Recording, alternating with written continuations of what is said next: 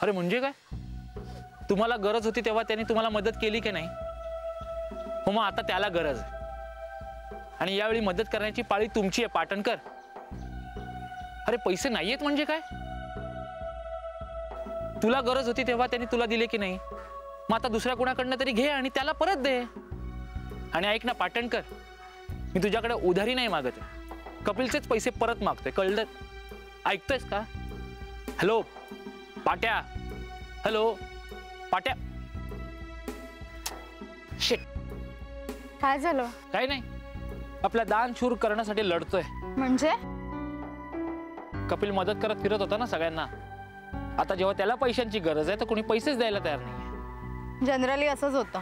आणि हे जे मी पैसे मागतोय ना, हे उधारी मागत नाही, हे सगळे कपिलचेच पैसे आहेत.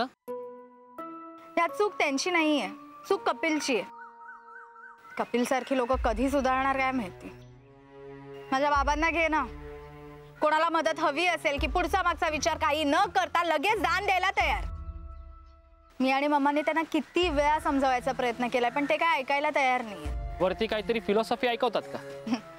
अर्थात ना, रक्त आणि दान हे दुसऱ्यांना दिल्यावर आपल्याकडचं जास्त वाढतं म्हणे. बरोबर, आपल्याकडचं वाढून उपयोगच काय? असं पण ते देऊनच टाकायचं असतं ना. आपण काय स्वतःसाठी कमवतच नाही. लोक पैसे ओरबरून घेतात आणि रक्त शोषून घेतात. कपिलला नाही असंच लुटलंय मित्रांनी. आणि आता बस, कपिलची सगळी जुनी येणी आहेत ना, ती यायलाच हवीत. करेक्ट आहेस. कपिल खूप चांगला मुलगा आहे, पण एवढं चांगलं असणं ही एका अर्थी वाईटच ना. त्याच्या चांगुलपणाला कंट्रोल घातला पाहिजे. अगं हा ऐकत नाही आणि त्याला ओरडलो ना तर लपून छपून पैसे देतो मित्रांना. मग आता काय करायचं? असं कोणीतरी हवं ना ज्याचं तो ऐकेल. मी गौरीला सांगू? उपयोग काय? ती तशीच सामाजिक बांधिलकीवाली. आपण समाजाला काहीतरी देणं लागतो असं काहीतरी आपल्यालाच ऐकवेल आणि आपली देणी वाढवून ठेवेल. आजी? अगं आजीकडेच लहानाचा मोठा झालाय आपला करणं. हे कपिलमध्ये जेवढे संस्कार आहेत ना, हे सगळे आजीनेच केलेत त्याच्यावर. आजी ओरडते, त्याला रागवते, पण कधी मानगुटीवर नाही बसली. कुणीतरी मानगुटीवर बसणार हवं, तरच कंट्रोलमध्ये येईल आपला करणं.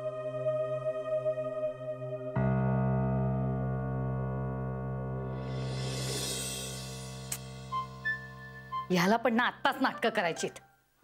पहिल्या फटक्यात लागेल तर शपथ, आणि म्हणे जग जवळ आले. अरे लाग रे बाबा, लाग ना. काय करते इंदू? काय झालं? फोनला का मारतेस? अहो बघा ना, केव्हापासून काकूंना फोन लावायचा प्रयत्न करतेय, पण लागतच नाहीये. अगं तो काय जुना टीव्ही आहे का चापट्या मारून सुरू करायला? आत्ता नसेल लागत तर नंतर लाव, एवढं काय अर्जंट आहे? अहो पण मला अर्जंट फोन करायचा आहे काकूंना. नाही म्हणजे मला ना त्यांना इकडे बोलवून घ्यायचंय. का?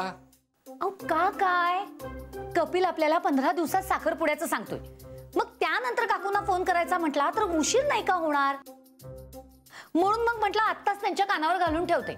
पण आधी कपिलला विचारलंस का? अच्छा, म्हणजे आता काकूंशी बोलायला सुद्धा मी कपिलची परवानगी घ्यायची का? अगं कपिलच्या साखरपुड्याबद्दल बोलायचंय ना, म्हणून मी म्हटलं कपिलला आधी विचारलंस का? साखरपुडा कपिलचा एकट्याचा नाहीये. काय आडावडीक चालली, जरा थोडं धीर धरा ना. मग तुमचं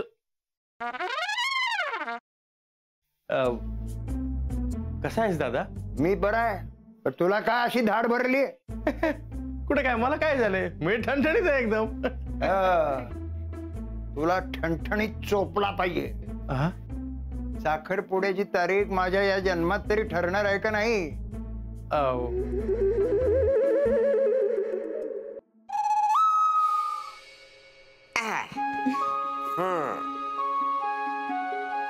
कसा वाटता?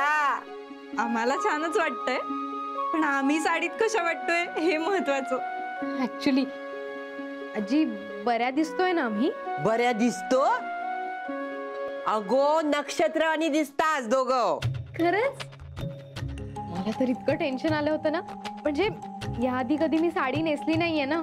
हो ना, आता फक्त ही कॅरी करायला जमली म्हणजे मिळवलं.